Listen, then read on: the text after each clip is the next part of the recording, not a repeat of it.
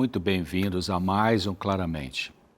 Nossos problemas com a raiva caminham juntos com nossos relacionamentos.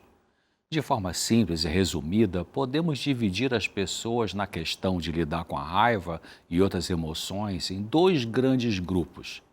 Em um grupo estão aquelas que tendem a reprimir demais seus sentimentos de raiva e, com isso, podem ter mais ressentimentos em relação às pessoas com quem se relaciona de perto, como familiares, amigos, colegas de trabalho. No outro grupo estão as que têm dificuldade de controlar suas emoções de raiva e, com isso, explodem com facilidade, se tornando, com isso, abusivas. As pessoas que reprimem muito seus sentimentos, em geral e especificamente a raiva, podem guardar ressentimentos porque, não falando de como se sentem chateadas com o que fizeram com ela, isso prejudica o alívio da raiva e, com isso, pode ficar um tipo de mágoa acumulada. Alguns adultos sofreram tanto na infância e adolescência com problemas relacionados com raiva que se fecham rapidamente assim que sentem que vem raiva por aí no ambiente onde estão naquele momento. Essas são pessoas sensíveis que talvez não conseguiram administrar a raiva de forma melhor para elas. Ainda não aprenderam a lidar com esse sentimento de uma maneira boa para elas, mas podem aprender. Também existem pessoas que gastam tempo e energia demais pensando na raiva relacionada com indivíduos que não são de importância nos seus relacionamentos.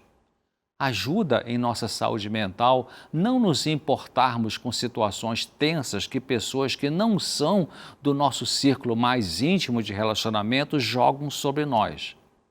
Talvez algumas delas podem ser pessoas polêmicas que adoram criar confusão. Nesses casos, o melhor é não ligar para os ataques delas e se proteger. Por outro lado, em relacionamentos importantes, como na vida conjugal, no contato com os filhos, com os pais ou com amigos próximos, se ficarmos congelados quanto à nossa raiva, sem lidar com ela de maneira construtiva, se não formos abertos para falar dela de forma respeitosa, isso prejudicará não só a nossa saúde emocional, como o relacionamento com eles. É verdade que para muitos não é fácil expressar a raiva, e a tendência é engolir o sentimento. É importante pensar que se você precisa expressar a raiva em certo momento onde cabe fazer isso, claro, de forma respeitosa, e não expressa, pode ser que alguma parte do seu corpo, talvez daquele órgão chamado de órgão de choque, surgirá algum sintoma, que será a consequência da repressão da raiva que acaba saindo pelo corpo. Órgão de choque é aquela parte do seu corpo que é mais afetada quando existe estresse emocional. Tem gente que, por exemplo, pode ter um pique de pressão arterial alta por causa da raiva. Aliás, tanto por reprimi-la quanto por expressá-la de forma exagerada. Outras pessoas podem ter sintomas digestivos, ou na pele, ou na imunidade, que são formas do corpo expressar sofrimento devido a emoções reprimidas.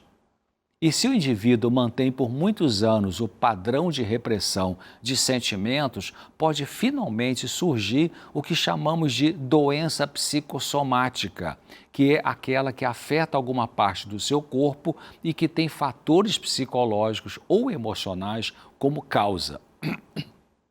Aliás, a autora inspirada que eu gosto de citar, Ellen White, ela escreveu que 9 entre 10 doenças têm origem na mente. E um médico clínico, professor da Universidade de Harvard, Dr. Herbert Benson, ele afirmou que cerca de 70% das consultas médicas por queixas físicas, a causa é ligada a fatores de estresse social e emocional. É normal que, ao vivermos perto de alguém, seja na família, no trabalho ou na comunidade religiosa, sintamos raiva algumas vezes. Cabe ter raiva em certos momentos em nossa vida familiar, com amigos e no trabalho. Isso porque a raiva geralmente está ligada a um senso de justiça ou injustiça praticada, e ela pode indicar que estão violando o nosso senso de individualidade. Pode ser a reação ao sentimento de que fomos atacados verbalmente ou até fisicamente por alguém.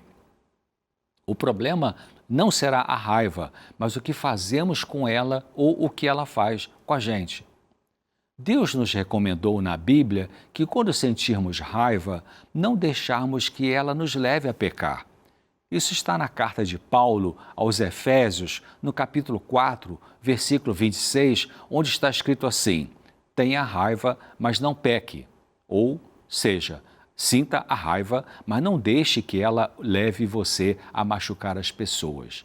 Interessante que a doutora Lee Valand, que foi professora de psiquiatria da Universidade de Harvard, ela disse que saúde mental tem a ver com você ter as emoções sem deixar que elas tenham você. É isso que Deus está nos recomendando nessa passagem de Efésios que diz: irai-vos e não pequeis. Precisamos treinar isso. Pode ser difícil a princípio para uma pessoa que é autoritária e impulsiva e que expressa raiva de forma abusiva controlar esse sentimento, como é um desafio para que reprime demais a expressão da raiva, ter coragem de falar dela. Uma vai ter dificuldade de se controlar para falar de maneira educada e respeitosa, e a outra vai ter dificuldade para falar da raiva que sente. Mas é treinando que se consegue o equilíbrio emocional, seja para controlar a raiva, no caso dos explosivos, ou seja para expressá-la com coragem, no caso dos que a engolem. Expresse sua raiva quando ela for justa nos seus relacionamentos familiares e de amigos íntimos, fazendo isso de forma direta, aberta e respeitosa.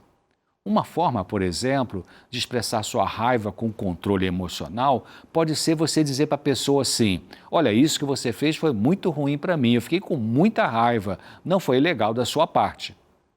Veja que nessa forma de falar, você não estará atacando a pessoa, mas falando de como se sente com aquilo que ela fez. Por outro lado, expressar sua raiva atacando a pessoa geralmente é destrutivo, cria mais tensão, ressentimento e afastamento. E geralmente podemos fazer isso, por exemplo, dizendo assim: você é mal educado, você é uma droga, você é um chato. Veja que nessa forma o ataque é contra a pessoa e não contra aquilo que ela fez. Também, nessa questão de lidar com a raiva, é importante que você esteja disposto a ouvir o outro indivíduo expressar a raiva dele em relação à sua pessoa. Em seguida, vem o diálogo para cada um falar e depois deixar a raiva ir embora. Uma sugestão é, se você ficar com raiva hoje, faça uma pausa e tente, antes de dizer qualquer coisa, você vai pensar. Faça uma pausa antes de você soltar essa raiva. Pare para pensar um momento. Lembre-se que a sua raiva pode se voltar contra si mesmo e piorar suas dificuldades, romper relacionamentos, magoar pessoas que são legais com você. Na hora que você sentir raiva, considere que ficar em silêncio por um tempo, respirar fundo, fazer uma oração silenciosa pedindo autocontrole a Deus, pode contribuir para a sua raiva diminuir e assim você poderá não agir de forma inadequada. Só você pode destruir a sua serenidade se descontrolando por causa da raiva. E só você pode controlar a si mesmo na hora da raiva. E isso é possível. Use o argumento de que alguém o deixa nervoso, Você usar esse argumento: alguém me deixa nervoso, Usar esse argumento significa que você coloca a sua serenidade nas mãos da outra pessoa. E isso é uma armadilha que você constrói contra si mesmo. O autocontrole emocional não pode ser baseado na maneira como as pessoas tratam você, mas como você reage ao que elas fazem ou falam. Bom, por hoje é isso que eu queria falar com vocês. Deus vai ajudar você. Se você está no grupo de precisar controlar a expressão da raiva para não ser abusivo, abusiva, Ele vai te ajudar. Se você pedir, Claro. E se você está no grupo das pessoas que têm dificuldade de falar dessa raiva, Deus vai te ajudar você a falar, claro, você também pedindo a Ele que te ajude. Bom, espero você aqui no próximo Claramente, se Deus quiser. Até lá. Até lá, doutor César. Obrigada mais uma vez por esse Claramente. Tá na hora do nosso boletim de saúde. Flávia Souza já está aqui com a gente, vai trazer notícias que podem mudar o nosso dia a dia. Com você, Flávia.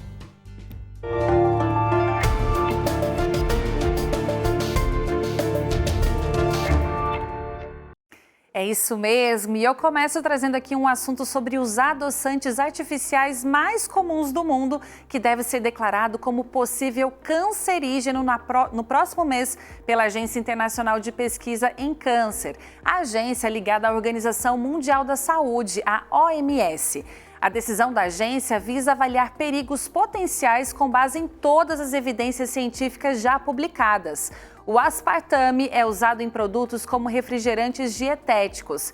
De acordo com alguns estudos, cerca de 95% dos refrigerantes contêm adoçantes com aspartame. O aspartame tem sido estudado por anos e no ano passado, uma pesquisa feita na França com 100 mil adultos mostrou que pessoas que consumiam grandes quantidades de adoçantes artificiais, incluindo aspartame, apresentavam risco maior de ter câncer. A informação de que a OMS deve apontar a substância como potencialmente cancerígena foi obtida pela agência Reuters com fontes que possuem conhecimento no assunto. Um estudo recente destaca a importância de cuidar da saúde dos olhos como uma medida preventiva para a demência. De acordo com os pesquisadores, problemas oculares comuns, como catarata, glaucoma e degeneração da retina, estão fortemente associados ao declínio cognitivo e a doenças neurodegenerativas, incluindo a demência.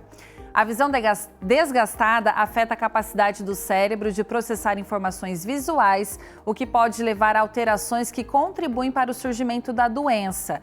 Manter uma visão saudável pode fazer a diferença na saúde mental e na qualidade de vida em geral. No entanto, é importante ressaltar que a demência é uma condição multifatorial e que cuidar da visão não é uma garantia absoluta de prevenção.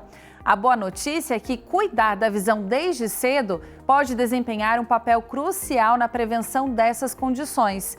Realizar exames oftalmológicos, usar óculos adequados e adotar hábitos saudáveis são medidas simples que podem ajudar a preservar a saúde visual e reduzir o risco de demência. E para encerrar, eu trago que essa notícia me deixou um pouco impactada, viu? Ter a sua própria garrafinha aí de água para encher durante o dia é muito melhor para o meio ambiente do que usar copos plásticos toda vez que você sente sede. No entanto, esse hábito pode trazer riscos se a higiene das garrafinhas não estiver em dia. Um estudo recente revelou que as garrafas de água reutilizáveis contêm em média 28 milhões de bactérias, o que equivale a 40 mil vezes mais do que os micro-organismos existentes em um assento de vaso sanitário. Olha isso! Você deve estar se perguntando como assim? A explicação é simples. Quando vamos nos hidratar, a nossa boca entra em contato com a água da garrafa e isso possibilita que restos de alimentos e até mesmo as bactérias da nossa boca entrem em contato com a água. A umidade e o abafamento tornam o recipiente ainda mais propício para a reprodução dos micro-organismos. O ideal seria lavar as garrafas de água após cada uso. Mas como isso é bem difícil, pois geralmente usamos as garrafas quando estamos fora de casa, a dica é higienizar bem o recipiente com água quente e detergente por pelo menos 3 vezes por semana. E dar uma atenção especial aí às tampas, principalmente aquelas de rosca. Nada de ter esses micro-organismos de vaso sanitário, hein, gente? Essa notícia impactou também, Flávia, uau! Eu acho que a gente precisa entender primeiro, dar uma assimilada e aí buscar soluções. Cada um vai buscar sua solução aí. É verdade. Mas daqui a pouquinho a gente vai falar de imunidade, que vai ajudar a gente a combater também essas bactérias aí da garrafinha de água. Vem pra cá, Flávia, porque a gente vai fazer sopa para levantar a imunidade logo depois do intervalo. Só para vocês verem aqui as cores dessa sopa, que lindas estão.